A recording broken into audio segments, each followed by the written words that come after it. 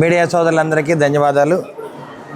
అందరికీ మహాశివరాత్రి శుభాకాంక్షలు తెలియజేస్తూ మేడం గారు మాన్యశ్రీ ట్రైబల్ వెల్ఫేర్ మినిస్టర్ గారు గుమ్మడి సంజయరాణి గారు వినుకొండ వెళ్తూ కార్యక్రమంలో కోటప్పకొండ ఆగటం జరిగింది. మరి అపూర్వమైన స్వాగతం పలికి మేడం గారికి స్వామివారి దర్శనం కలగజేయడం జరిగింది. తెలుగుదేశం పార్టీ హయాంలో ఈ కోటప్పకొండ ఘాట్ రోడ్డు వెయిటింగ్ కానీ, అదేవిధంగా మళ్ళీ ఇప్పుడు రోపే ఒకటి శాంక్షన్ చేయడం జరిగింది. రెండో ఘాట్ రోడ్డు కూడా శాంక్షన్ చేయడం జరిగింది. కాబట్టి ఇవన్నీ కూడా మా ప్రీతం నేత నారా చంద్రబాబు నాయుడు గారు ముఖ్యమంత్రిగా, అదేవిధంగా పవన్ కళ్యాణ్ డిప్యూటీ సీఎంగా, ఆనం రామనాయుడు గారు ఎండోమెంట్ మినిస్టర్గా ఈ కార్యక్రమాలన్నీ ముందుకు వెళ్తూ ఉన్నాయి. కాబట్టి ఇక్కడ ప్రజలందరూ కూడా ఎంతో కృతజ్ఞత తెలియజేస్తూ ఉన్నారు.